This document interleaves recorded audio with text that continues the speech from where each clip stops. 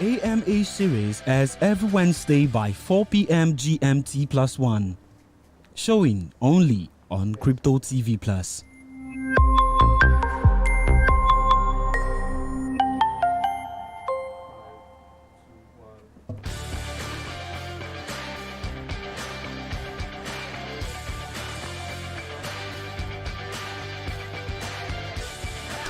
Hello and welcome to another session of our AMA series, Ask Me Anything, where we ask blockchain entrepreneurs and stakeholders questions about their projects and their inherent potential.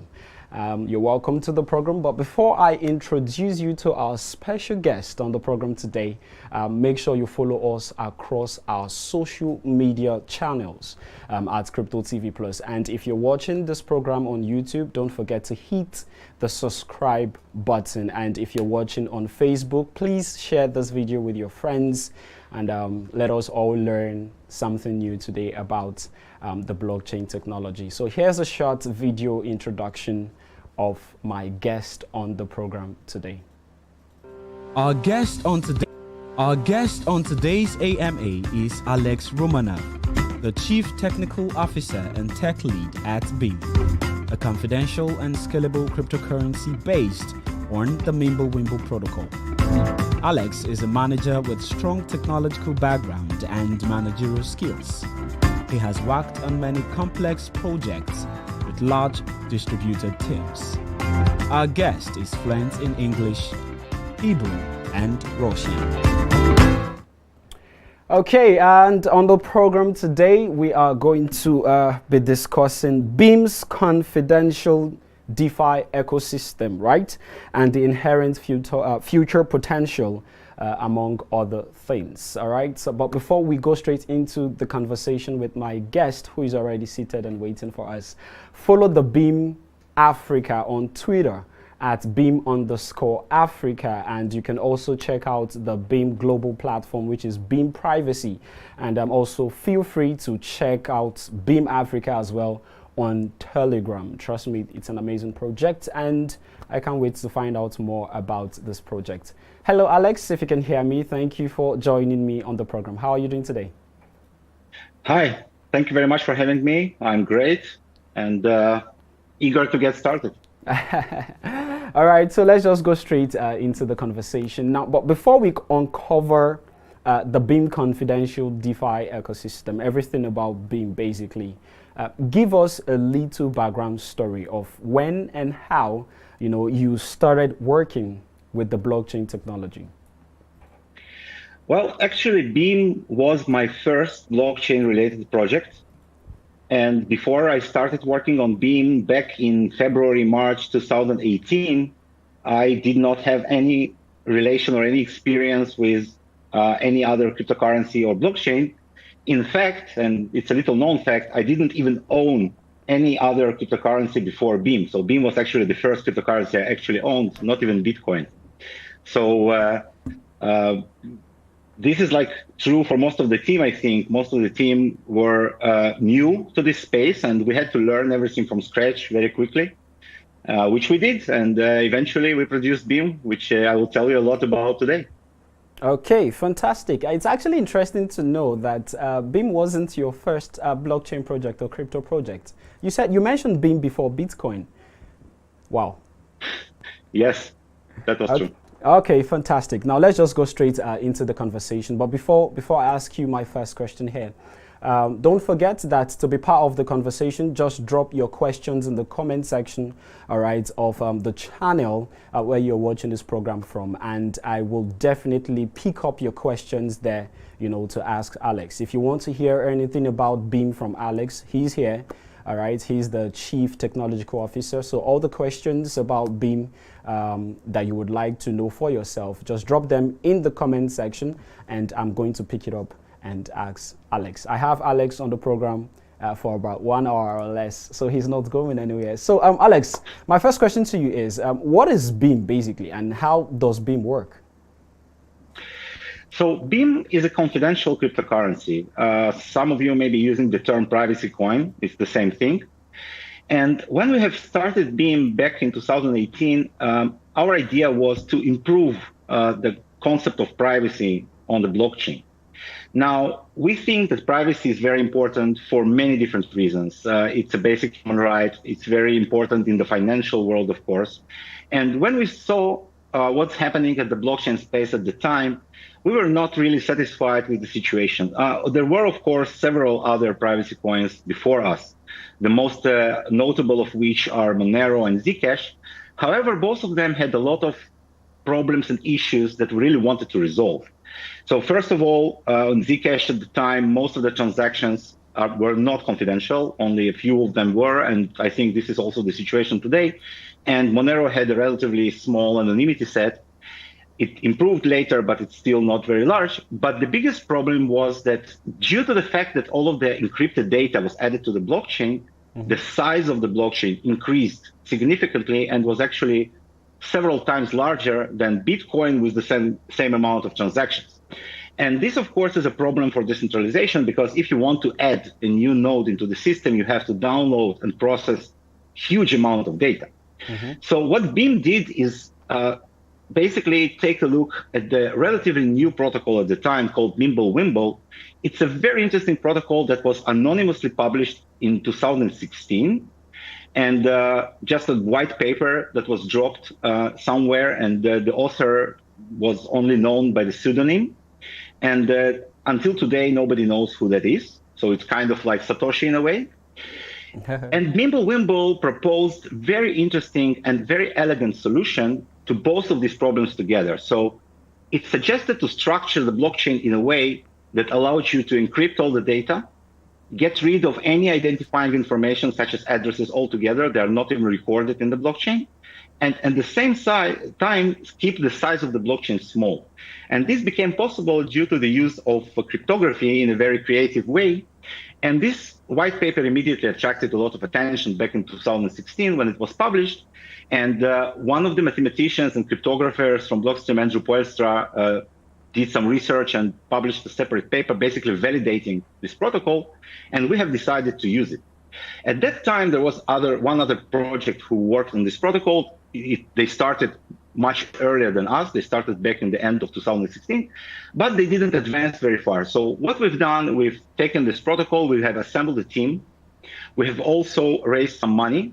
Initially, Beam was structured as a regular company with, COO, CTO, and all other leading roles. And this allowed us to very quickly develop our blockchain. It only took us 9 months to get from absolute zero to our mainnet launch. And we have developed everything ourselves. We didn't fork or clone any code. Everything was built by us. And eventually, we have launched on January 3rd, 2019, which was a very interesting date because it was a 10-year anniversary of the Bitcoin Genesis block.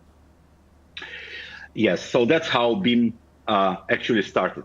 And one of the most important considerations for us was not just providing privacy, but providing it in a way that would be practical in everyday life. And what I mean by that is that not only is this information not visible to anyone, but in order to be able to conduct anything you want, legal business or regular transactions, you should be able to decide who you want to show this information to and who you don't want to show this information to. So this is why we have developed this opt-in auditability feature that allows you, if you're a business and you want to submit reports or perform audits or any other interaction with authorities that you like, you can actually expose this information just to them and be able to prove mathematically that this information is related to the blockchain. So this was one of the differentiating factors for Beam in order to achieve better practicality. And there are more to come. Okay, all right. Thank you so much for that one, Alex. That was actually interesting, and it's also interesting to know that to just see you, take us through the journey of Beam from its launch, even down to the recent announcement that was made. And talking about the recent announcement, but before I bring up that, you just concluded your statement on mentioning one of the differences, right, of Beam from every other coin. So my question is, what are the other differences, right? Or the things that differentiates Beam from other privacy coins? Because I believe that Beam is a privacy coin, but what differentiates it from other privacy coins? Yeah, so first of all, when we have started designing our protocol, we wanted it to be as solid and reliable as possible, both from technological and also from financial point of view, which is why we took Bitcoin as obviously our role model. And we have created a blockchain which is also proof of work, uses proof of work consensus. It can be mined on GPUs. And it has limited emission, which means the emission is halved every 4 years, just like in Bitcoin, except for the first year, which has the first halving. And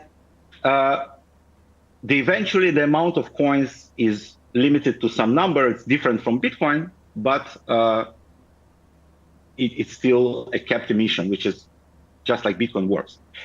However, we have added, obviously, the privacy layer, and the Mimblewimble protocol, which we started with, and later we improved it, as I will tell you, it actually means that there are completely no addresses on the blockchain at all. So unlike Bitcoin, which requires an address to send funds, in Mimblewimble, it works differently. Two wallets actually participate interactively to create a transaction, and this transaction only contains encrypted values and some additional information, which makes the blockchain significantly smaller. And also because of the structure of these UTXOs, the unspent transaction outputs, you can actually discard some of the intermediate results. And when you connect a new node to the system, it has to download just the current unspent transaction set and not the entire transaction history, which makes connecting new node much simpler. And this is one of the key differences between Beam and the most other confidential cryptocurrency.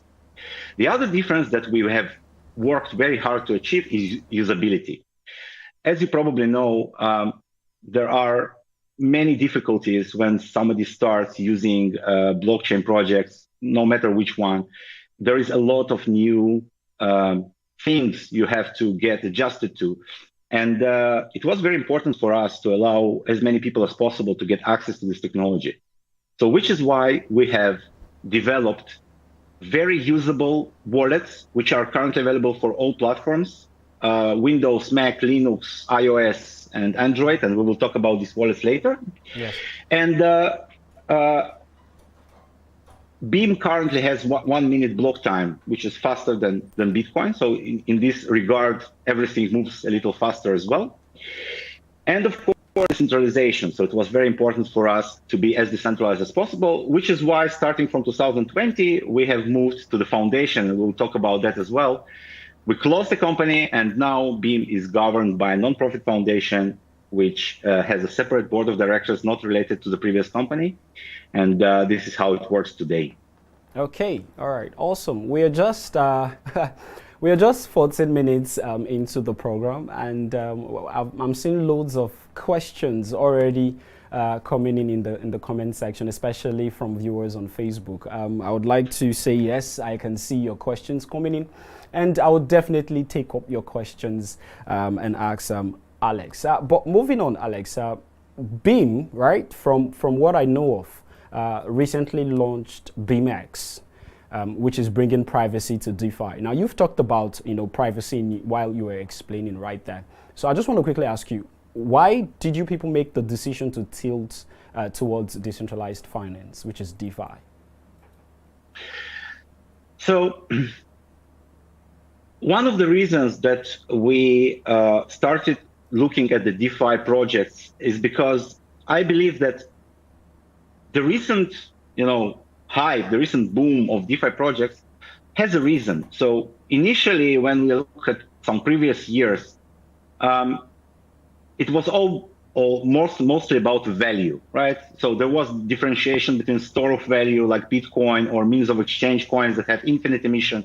And the idea was to use cryptocurrencies basically as money. Mm-hmm. However, just like with the regular markets, as the time passed, people have realized that they can do much more with these assets, digital assets. And it all started back in, I think it was like almost 2 years ago. There was talk about tokenization of different assets. Mm-hmm. People tokenized anything from diamonds to flats and apartments and obviously regular shares and stock options and things like that. And immediately that brought up the discussion of various financial instruments that were available in the regular markets but were not available on the blockchain. And since Ethereum was one of the leading platforms that supported smart contracts as a concept, it was also the obvious choice for people to start developing these financial applications on top of Ethereum. And today, as you know, we see abundance of various different interesting applications, such as MakerDAO stablecoin and Uniswap, and a lot of others. We see such areas as lending and all kinds of synthetic assets being created on Ethereum. Mm-hmm. However, the problem that we have immediately noticed is that Ethereum is completely transparent. So anyone can take a look at the blockchain explorer, monitor the addresses, and this is actually what people do. And if you're subscribed to Twitter, for example, whale alerts, you know, whenever some big player moves large, amount of funds from one protocol to another, and this allows you to follow his trades, to see what he's doing. And of course, that's not how the real world works. Also, if you are just, a person who wants to, for example, do some trades, you don't really want anyone who knows your addresses to be able to monitor what you're doing, whether those are your friends or the government or whoever else. So it was obvious for us that financial privacy is an important aspect, especially for serious traders when they will move into the platform. Of course, if you're only there to make some quick buck, doing some arbitrage trades, it may be okay for you. But if you're doing this for a living, if you're a professional, especially as we see now, large organizations moving into Bitcoin and other cryptocurrencies, because it turned out in 2020 that it's one of the best asset classes that you can actually invest in. Yeah, invest in. You would like to have this, you would like to have this privacy. And when we examined all of the current solutions that exist, we noticed that most of them are layer 2 solutions, which means that Ethereum layer 1 is basically not private. And then you provide some improvements, some additional protocols that work on top of Ethereum and try to resolve the situation. So what we have done is basically do exactly the opposite. We've taken Beam, which is the layer 1 confidential by default cryptocurrency. And then we have added smart contract capabilities on top of that. And this means that you can now do more like confidential transactions, do more with your Beam value, not just send it or pay with it or something like, use it like money, but you can also create applications which are similar to what you have on Ethereum today or any other additional ideas that you might think about. And everything you do will be confidential by default. Now, during the roadmap that we have passed, and I will talk about that later, we had 2 hard forks. And during the second one, which was in July this year, we have activated something we call confidential asset. So just like ERC20 tokens on Ethereum. Sorry, Alex, if I got you correctly, you guys just did a hard fork in July this year. Yes. Okay, go ahead. Yes, and during this hard fork, we have added several important features, and we have also updated our mining algorithm. But one of the features that we have added was confidential assets. So just like on Ethereum, you can create new tokens using the ERC20 type of smart contracts. You can do the same on Beam, but on Beam, it's a layer 1 function, so you don't really need anything. You just run a command wallet, and you can create new confidential assets that you can immediately send, trade, or do anything you would like with it. And the beautiful thing here is that this new asset type is exactly as confidential as Beam itself, which means that it's completely encrypted and there are no addresses. And it also works with the cut-through, which means you can compact it and still have a compact chain. Okay. So using this functionality, so it's very very nice, and of course they're all automatically supported by our wallets. And using this functionality, we have started from this, and then we built our smart contracts on top of it. So BeamX is actually our experimental network. It's a public testnet that we have launched last Thursday, so it's very, very new. Oh, And this is it the allows, test. yeah, You're still testing the project. yes, this is experimental network that we opened to the public in order to build this confidential DeFi platform together. Okay. Which is why I recommend everyone who is interested in this topic to go and download our wallets. And we have a lot of documentation, how to get started and everything that you can follow and start playing with it and provide feedback, both as users and developers, if you're interested in developing these applications. We support WebAssembly technology, which means that you can actually use a lot of different programming languages to do that. And WebAssembly is a well-known technology stack. It has a lot of tools, a lot of libraries. So I think it will be very easy for developers to pick up. You don't need to learn a new language to program for Beam. So this is what we Alex, just did. Right there. The testnet, how long is the testnet going to run for? And at what point are we going to see the launch of the mainnet? Yes, so the BeamX will run for about 4 to 5 months. Okay. Which means that it will become part of Beam mainnet about, I think, March or April next year. Of next year, 2021. Yes. Okay. All right. Now, at this point, I would just like to take a question or a few questions from our viewers on Facebook who has been following the program. And Alex, this is a question from a Nigerian, basically, citizen. Okay. Adele Mohammed wants to know. He's asking, as the Chief Technology Officer, right? I want to ask, for how long has this project been in existence, right? And how much longer can we trust the Beam project? Now, this is an interesting question, because we've seen so many projects, especially some of the DeFi projects that we've come to know, come up, and in less than 1 month, in less than 2 months, they are off. They are off the market. So he's talking about trust here. How long more can people, users, right, trust this project? Yes. So I will answer in 3 different parts. First of all, historically, we have started in March 2018, launched in January 19. So this means that we have been online and running without interruptions for about 1.5 years, a little bit over, almost 2 years, actually. In January, we will have our 2-year birthday. Now, the way that Beam project was funded is the following. So we have received an investment from several different individuals and companies. And this investment was distributed. And part of this investment was actually assigned to the Beam Foundation. So we have basically created a special section of Beam emission, which is called Treasury, which is 20% of every mining reward for each block. So let's say in the first year, it was 100 coins per minute.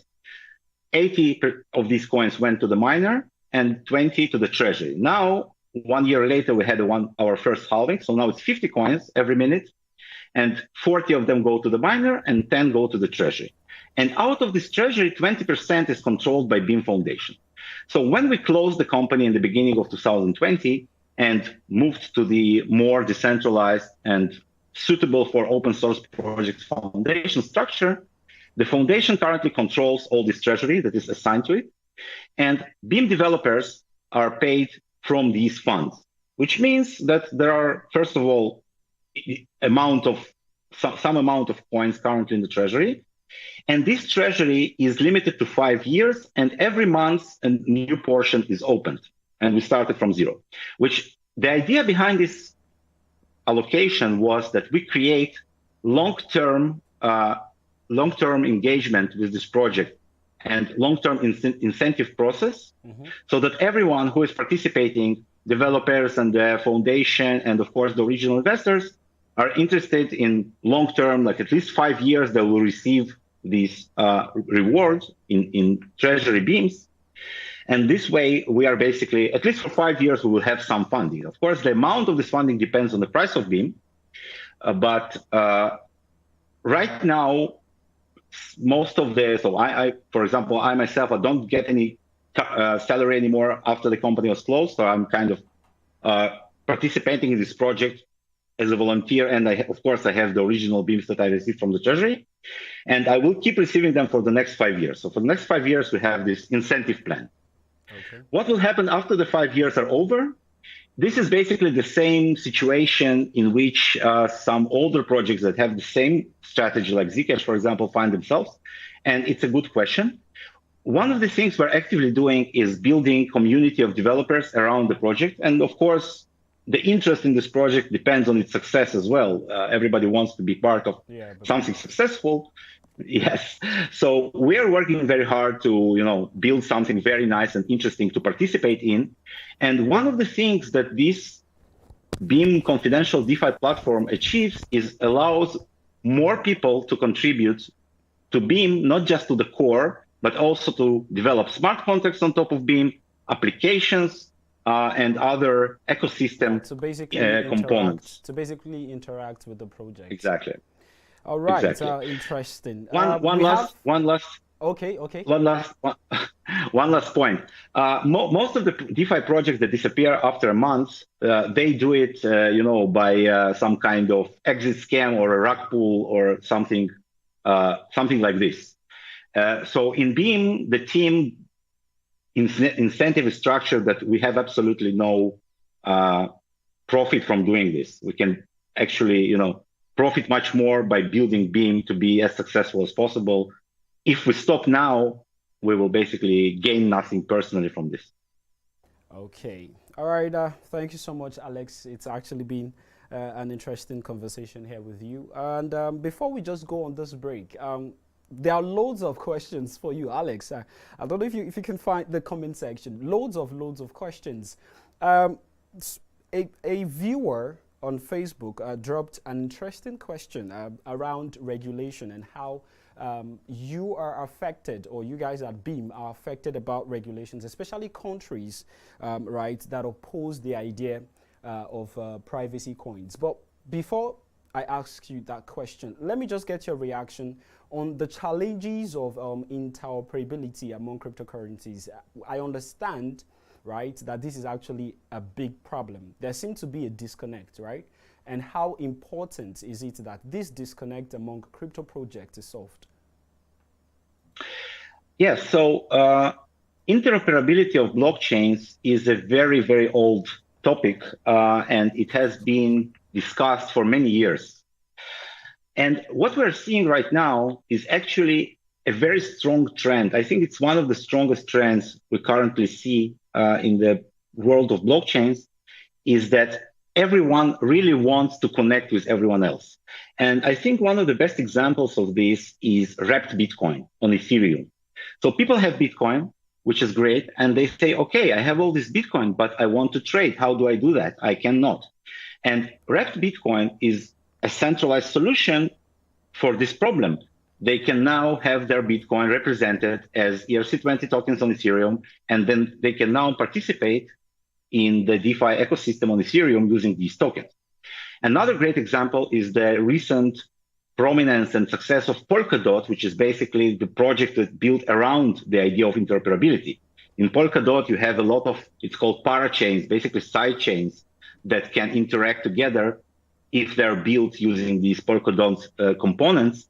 And this is something that is also very interesting and explored. There are a lot of ideas how to build bridges. Most of them are centralized. And in Beam, what we're doing right now, we're building decentralized bridges between Beam and Ethereum and Polkadot, which will allow you to move assets from Ethereum to Beam and back, and the same for Polkadot. Okay.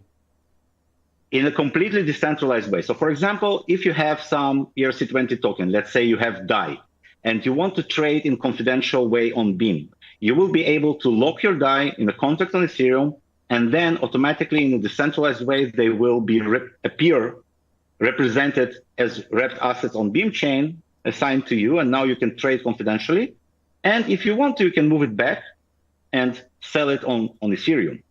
And this is how I think we will achieve interoperability with both Ethereum and Polkadot And this will allow a lot of interesting opportunities for people who are currently involved on Ethereum or Polkadot to trade confidentially, something they cannot natively do on their chains right now.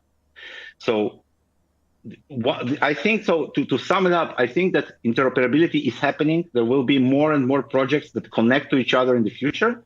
And Beam will definitely lead this direction as well by building completely decentralized bridges that will allow to freely move value from Ethereum to Beam and back, and trade it confidentially whenever you like. All right. Okay, so let's go on this very quick break. And when we come back, we're going to be getting Alex's reaction to how they are treating regulations, and especially for countries that are totally against private coins, how they are building up their project to be able to scale, through such a process or such time. And when we come back, we'll be hearing more from Alex. So stay tuned, don't go anywhere. We'll be right back. Hi, this is Cynthia Petian with AWS Mining. I'm Alexia Hefty-Rossier. I'm Anand Mohan from Technobrain. This is Anu Bardwaj from Women Investing, Women Digital. And you are watching... You're watching Crypto TV Plus. Crypto TV Plus. Crypto TV Plus. Crypto TV Plus. Stay tuned. All right, welcome back. If you're just joining the program, this is AMA series live on Crypto TV Plus, and I am Tony Obiajuru. I have my guest with me on the program, Alex Romanov, who is the Chief Technical Officer and Tech Lead of Beam. And we've been talking about the Beam confidential ecosystem, as well as the future inherent possibilities. All right, let's continue there. I'm also getting all your questions in the comment section, and I really appreciate that you're all sending your questions for Alex. I will try as much as I can to take as many questions that I can, depending on the time that we have on the program. So let's just hit straight up, Alex, there. Let me just quickly get your reaction, right, to regulations, basically, for especially countries that are totally against private coins.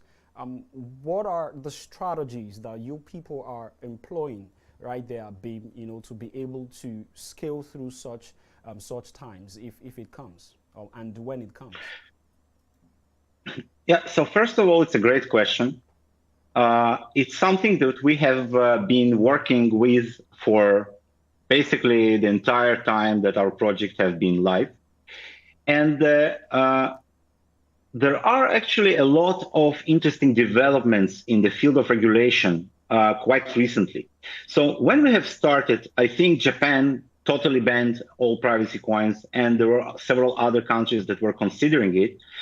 And the idea was that in order to be able to control what is going on, you need to be able to have complete visibility. This is how Bitcoin works today. And this is how companies like Chainalysis and others can monitor the entire blockchain and basically trace any transactions that are happening from the very beginning until the very end of this entire flow. If you are sending money to someone and he's sending money to someone else, this entire chain is visible and can be easily recreated.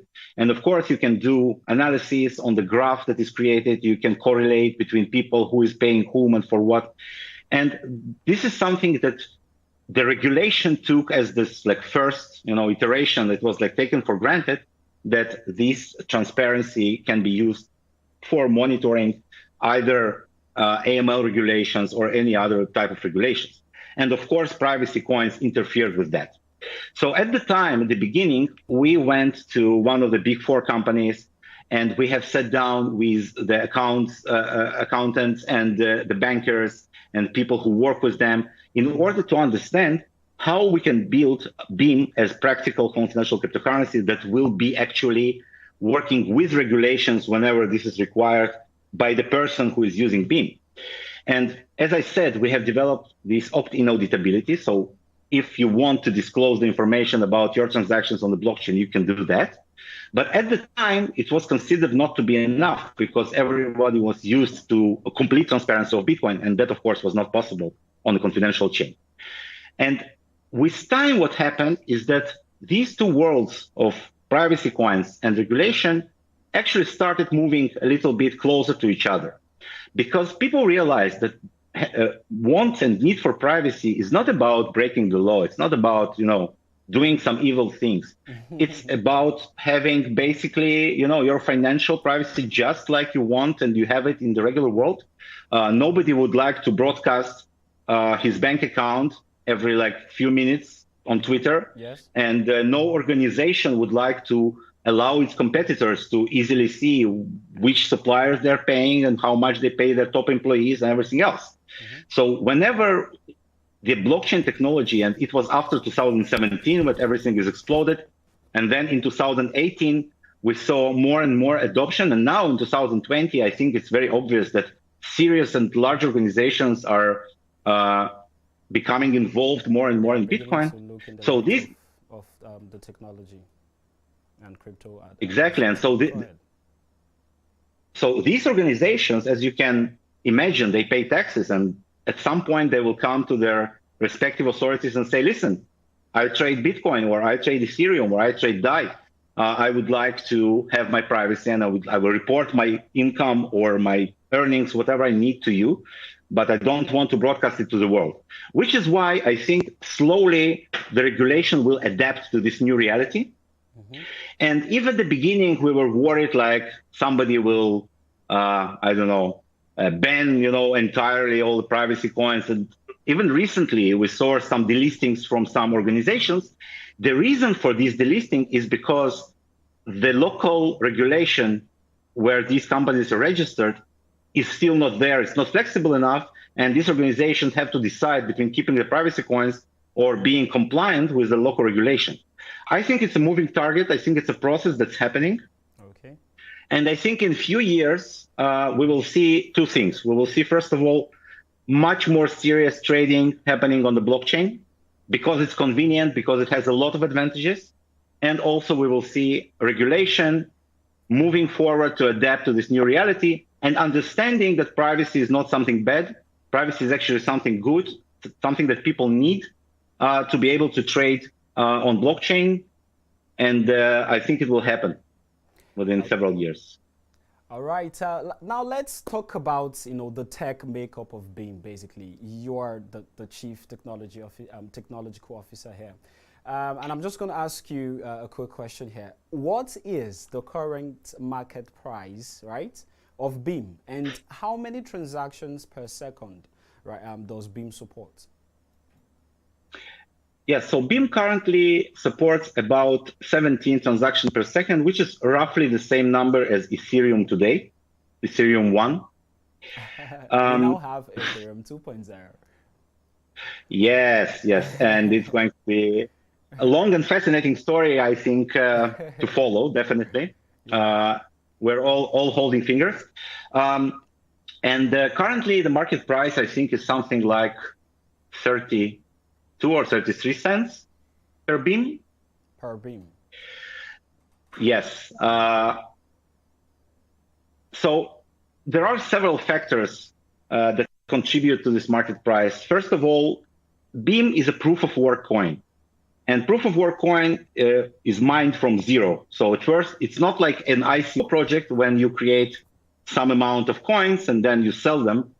Beam is being mined, which means that every minute that we are here, 50 new Beams reach the market, 10 of them go to the treasury and the foundation, and other 40 go to the miner that mined them. And this means that if we take every minute multiplied by 1 day, we have about, at the current price, about 15,000 or so dollars of value created and consumed every day, because of course miners have to sell to cover their electricity costs, and the inflation, especially the initial stages of such project, is very high. So it's not really realistic to expect, these prices to this amount of inflation to be consumed very quickly. However, and I think this will bring us to the next question of projections of what's going to happen with Beam. Yes, I was in the near future. Yes, I was going to ask that question right there, but you got me already. So yeah, just take it away then. What is the price projection rather for the next few months, right? Then years eventually. And do you see it overtaking any of the major coin in terms of price and market capitalization? Okay. So unfortunately, I will have to disappoint you here a little bit. I'm not really in the position or allowed to speculate about the specific price of Beam in the next whatever time. So I will not state a number, when moon is a question that will remain unanswered forever. But I will talk about technology and what is going to happen in the next few months. As I mentioned, so right now, after the second fork that was in July, and during the next few months after July, we have completed most of our privacy-related roadmap. In addition to Mimblewimble, we have added another protocol which is called Lelantus. It works a little bit differently, but it improves our privacy even further by providing what is called max privacy transactions that have fixed 64K anonymity set, which is a lot. And this kind of covers most of the privacy issues that we wanted to address when we started this project 2 years ago. And now we have started working on the DeFi ecosystem. And as I said, in the beginning of next year, probably in March or April, we will add all this functionality to our mainnet.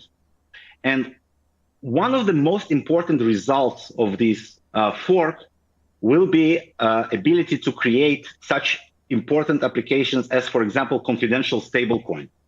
Now, stablecoins are one of the most important components of the current markets, whether it's coins like USDT, which are centralized and are backed by real dollars somewhere in the bank, or more importantly, projects like MakerDAO, DAI that are decentralized and they're based on collateral. So they are basically algorithmic stablecoins that automatically maintain the balance by balancing the ratios between the collateral and the price of the coin right now.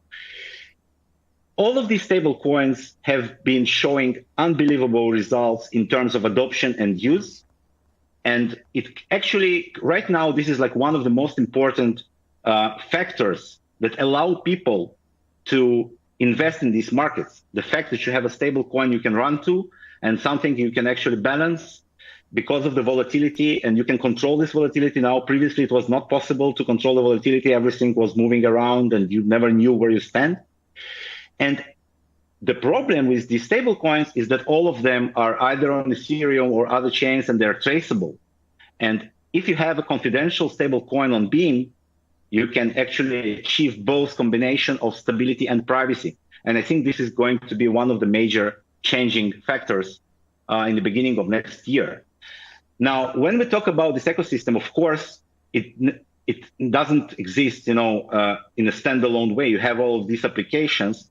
And when we complete our bridges and we complete all of the infrastructure for creating other applications, such as AMM-based pools like Uniswap or lending platforms like Compound, what it will mean is that you can basically take any value you have on either Ethereum or Polkadot or probably other chains, move it to Beam without sacrificing your ability to trade, using the same type of protocols that you're used to on Ethereum. And of course, since we're all about usability, it will be completely integrated inside your Beam wallet. Because in Beam, because everything is private, you need always to have your private keys ready in order to manipulate your coins on the blockchain. So this means that when this is complete, and once again, I predict this will be around March or April next year, you will have a lot more possibilities to trade confidentially. And I think this will be a major breakthrough for Beam in terms of applications, in terms of adoption and usage. I find this very, very interesting that one of the selling points there of the Beam ecosystem or crypto project is the privacy. And for the viewers, if you've been following what Alex has been saying from the beginning of the program, you'll be getting that sense of privacy, and the fact that they are even moving on to more better protocols to improve the privacy system and structure of the Beam project. Interesting, Alex. What an amazing work you're doing. Now, let's talk about the wallet. I've been getting loads of questions about the wallet, right? And that's in the comment section. Users, they want to find out the safety measure in place to protect users. You know, the security of the wallet. You've laid so much emphasis and on privacy, right? And now people want to understand how secure, how safe their funds are in the Beam wallet. So let's talk about the wallet here. We're going to be uncovering the app basically. And earlier, while you were explaining, you talked about the platforms that the Beam wallet run on. I don't know if you would like to probably retake that again so that we reassure our viewers that these are the platforms that the Beam wallet run on. Can you take that again for me? Yes. So Beam wallet currently can run on any platform imaginable. Desktop, we support Windows, Linux, and Mac.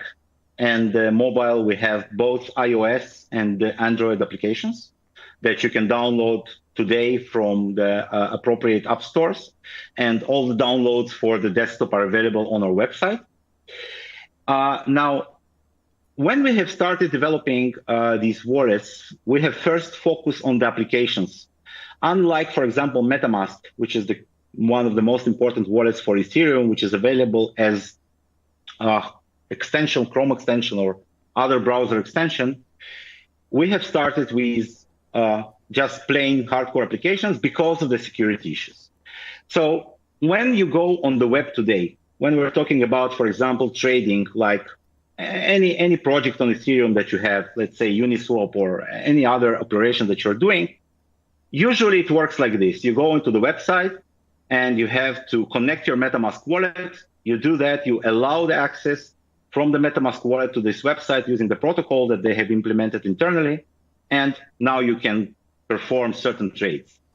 Now, when you're doing that, you have to be very careful because in addition to the inherent problems of the crypto world, you're also dealing with the much more like older and much more serious problems of the web world security. Now, if you're even going to a simple website, you have to check that your communication is encrypted and you have to check for this small icon with the lock in the corner of your browser. And of course, you have to download the browser from an original source and you have to compare the hash of the browser. So the web world is very problematic in terms of security. And what we wanted to achieve is to give our users the best security possible. And this is why we have started, at least for now, with the applications that are in general more secure. This means that there are no processes with open external connections running that somebody can connect to outside of your wallet. Yes. Mm-hmm. It means that you don't really need to worry about all of these problems with, phishing or somebody, creating malicious extensions to your browser, trying to steal your secrets and stuff like that. And right now, our wallets, I think they are pretty secure. Of course, all of the code is open source and it has been audited by several companies before our launch, and then later when we have added a new protocol, we have audited it again. So this code is audited by several organizations. Can you mention one of these organizations?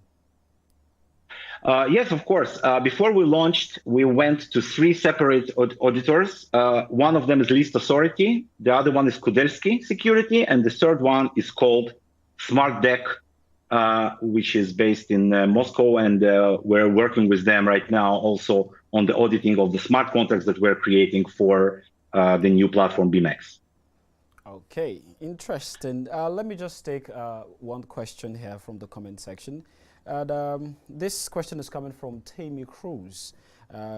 He says that, is Beam a perfect choice for fast transaction? He's talking about transaction speed right now, since we are discussing the wallet as we speak. Now, a lot of projects choose layer 2 solution for their products. So he wants to know, does Beam intend to incorporate it?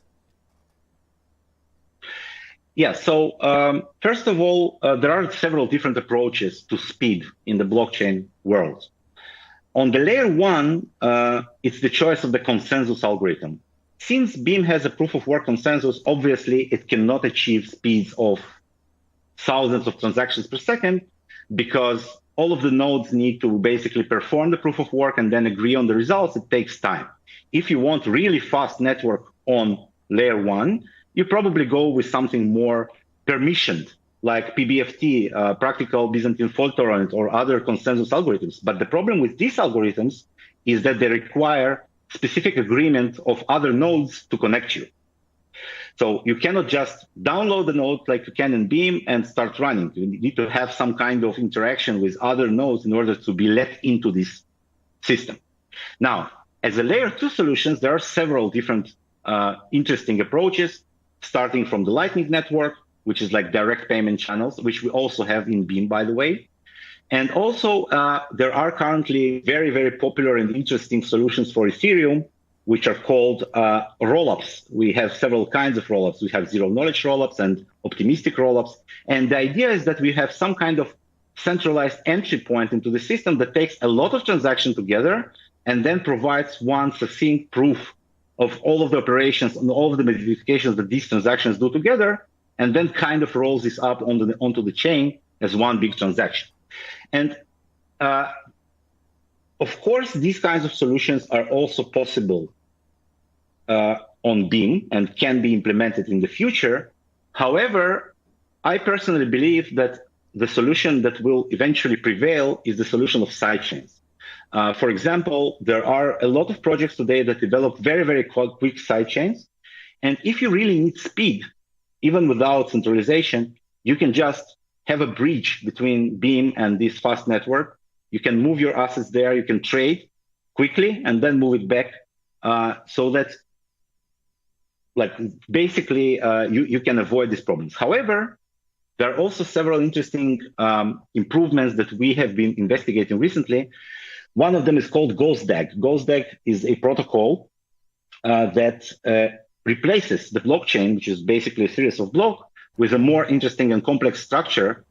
It's a DAG, it's a directed acyclic graph. It's like a tree, so you have several blocks at the same height instead of one. And this also can improve the amount of blocks that are created and hence the transactions per second in a factor of n, which is like the number of blocks you have in the same level in the tree. This is something that appears on our roadmap, and we started researching it recently, and it's still going on. However, because of the BeamX project, it was a little bit delayed, and I believe that we will get back to it once BeamX is on track and moving forward.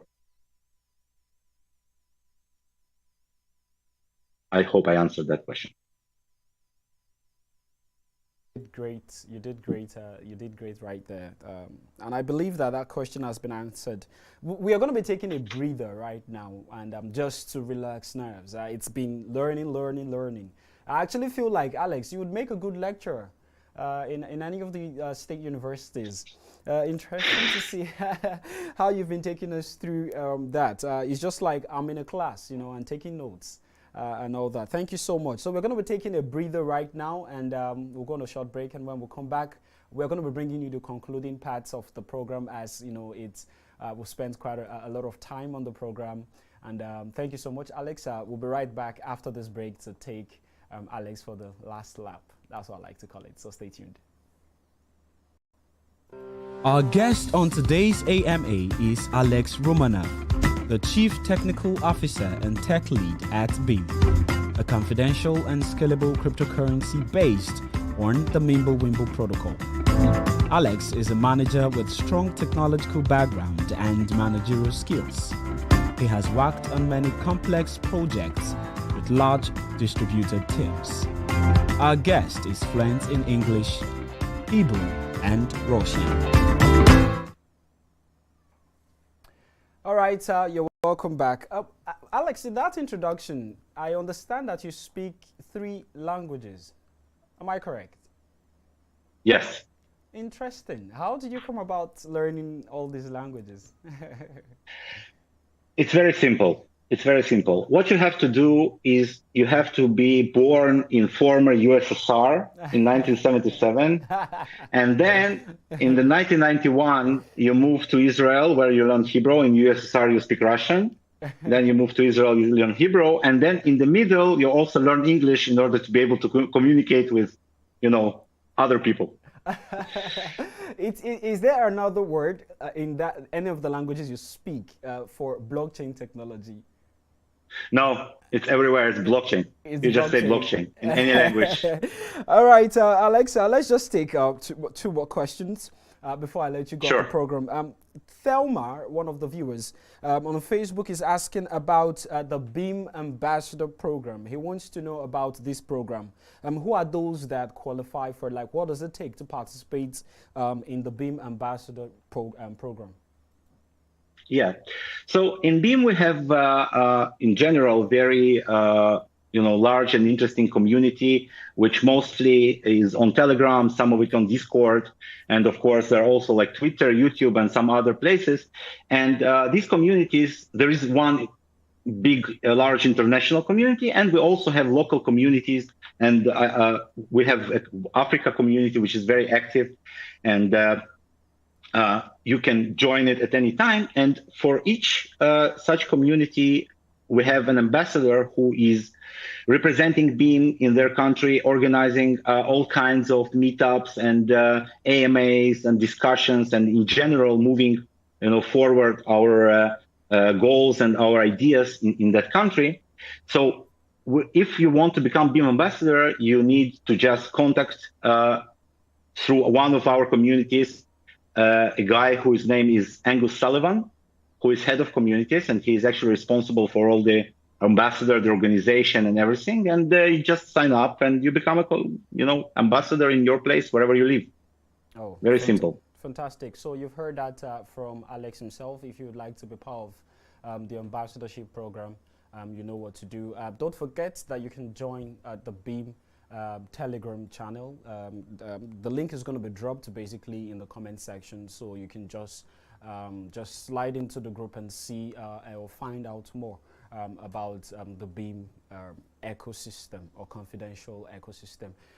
Before I let you go, Alex, I'll just ask you two questions and you can just take them one after the other.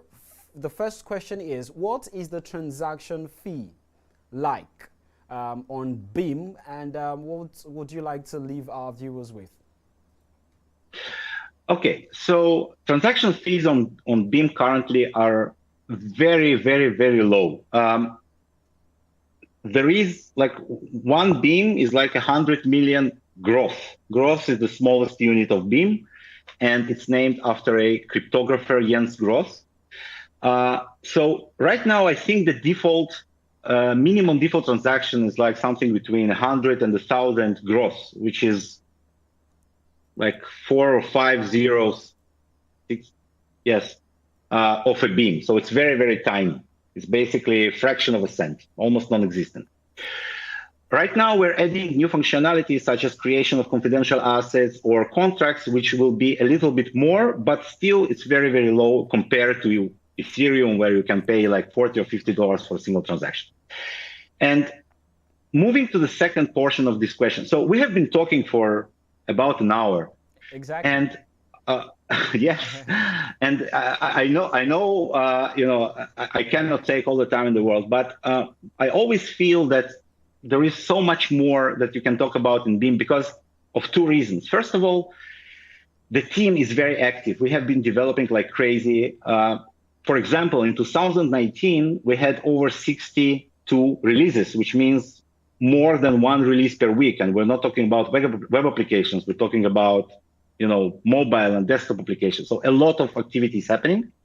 And also, when you download our wallet, you will see that there are a lot of features there that we didn't even start to describe. Like, for example, atomic swaps, which is a completely decentralized way to exchange Beam for Bitcoin or Litecoin or many other currencies that we support without any exchange, without any trusted third party, and without any KYC process. You just create a transaction that exchanges in a decentralized way your Beam for Bitcoin. Yeah, and that's the swap functionality right there. Yes, this is the atomic swaps that we support. It's very, very important for decentralization in general. And this is like just one of the examples. We have direct payment channels and a lot of other things. So what I'm just saying that Beam is a very serious and interesting project. If you are interested in privacy, decentralization, in crypto in general, it's a great project to, just join the community. Our communities are amazing. The Africa community is especially amazing. I like them a lot. And there are a lot of projects that are specific to our Africa community that we are doing that are more like targeted towards the local problems, local markets, and the things that are closer to you. And so basically a great place to be, very nice people, really recommend it. The team is very nice. If you have any problem, we have a support channel that you can always ask a question and someone will help you like almost instantly. Yes. Yeah, now that you talked about Africa, let's just take this quickly. What are the partnership plans that you guys have at Beam going forward? What are the projects or organizations that you've currently partnered with, if you would like to mention a few? And are you people open for more partnerships, especially in Africa here?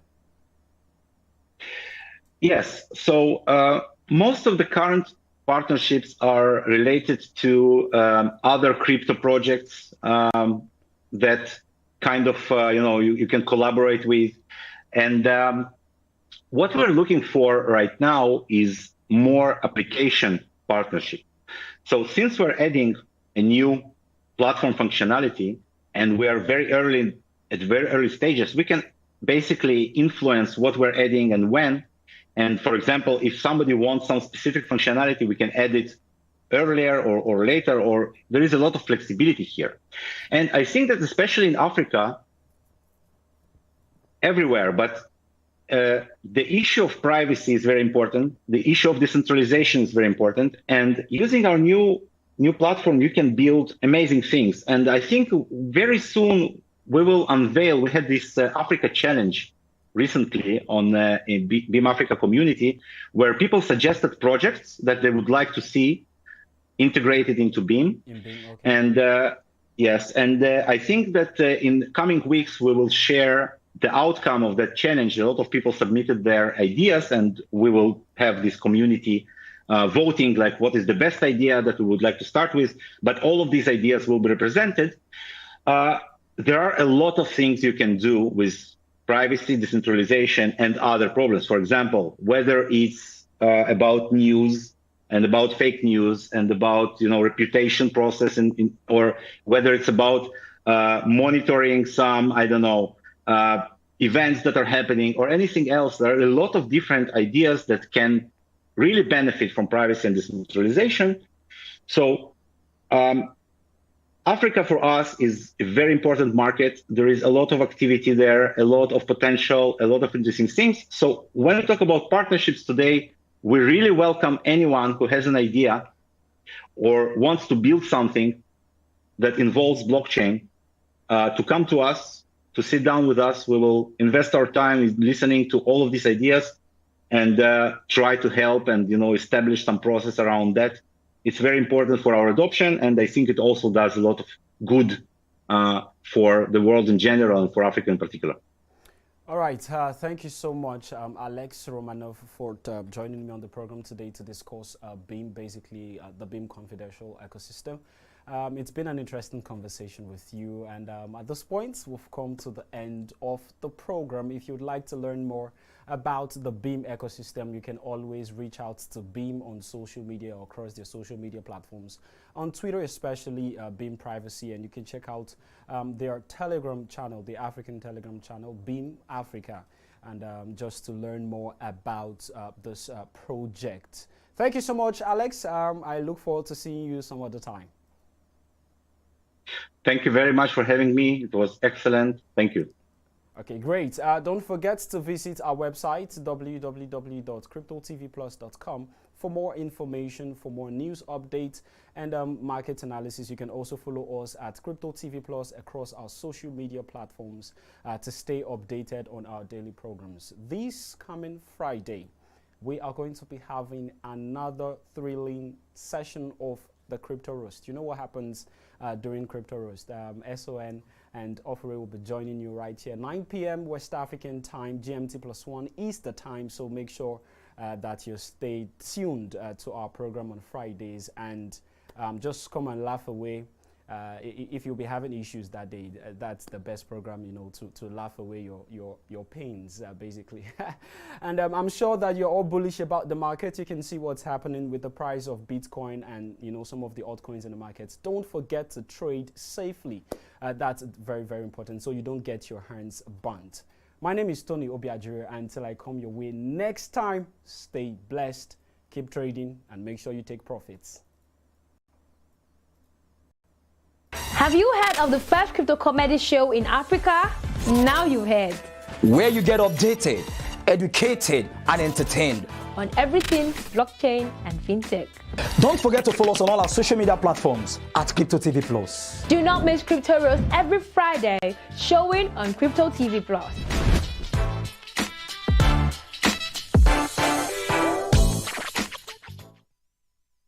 Oh, hi. I'm a smart investor. I dare say that because I understand the cryptocurrency markets and I am up to date on every new development, fintech and blockchain ecosystem. All because I watch the Inside Blockchain show on Crypto TV Plus. Every Monday morning, Crypto TV Plus brings you news headlines of top stories, interview with an expert, and give you detailed market analysis to enable you make the right business moves. Now you too can become a smart investor if you don't miss it. The Inside Blockchain Show, only on Crypto TV Plus.